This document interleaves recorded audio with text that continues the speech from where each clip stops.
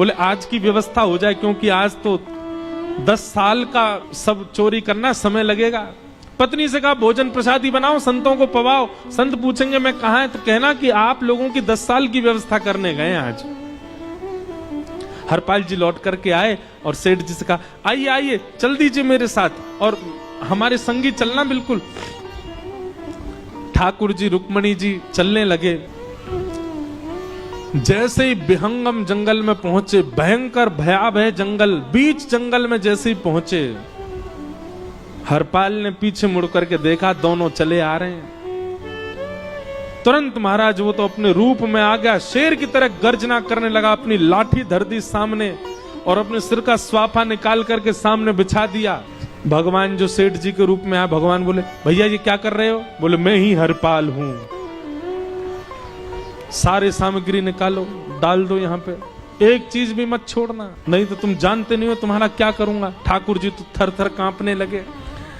रुक्मणी जी बोली देखो कैसा नाटक कर रहे हैं, रावण के आगे नहीं डरे थे, कुंभकर्ण के आगे नहीं डरे, हिरण्यकश्यप के आगे नहीं डरे, और वो हरपाल के आगे ऐसे कांप रहे हैं। भगवान तो मन की सब समझ जाते हैं, कौन ही मारने, वो तुम भी कांपो क्यों? बोले भक्त है भैया, ये हमारो भक्त है। अनुब्रजाम में हम नित्यम पूये ये तन्य रेणु भी, इसने हमारे लिए सब गवा दिया, हमारे वैष्णव संतों के लिए सब लुटा दिया, इसके आगे भयभीत होने में कोई लज्जा नहीं।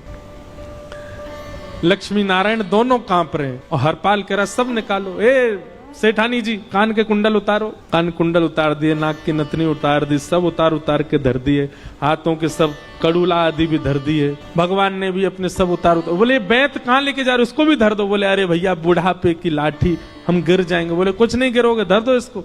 जीवन में कभी राम ना, जय श्री कृष्ण बोलने पे चिल्ला रहे थे मुझ पे, रखो इसको यहाँ। सारा धर दिया। बोले बहुत बढ़िया हो गया, अब 10 साल की व्यवस्था हो गई।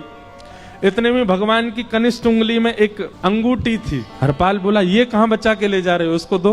बोले अरे भैया ये तो बहुत बचपन की हमारी अंगूठी है और ये आज तक हमारी निकली ही नहीं है और ये निकल ही नहीं पाएगी, इसको बाहर हम निकाल ही नहीं सकते, इसको तो रहने दो हमारे पास।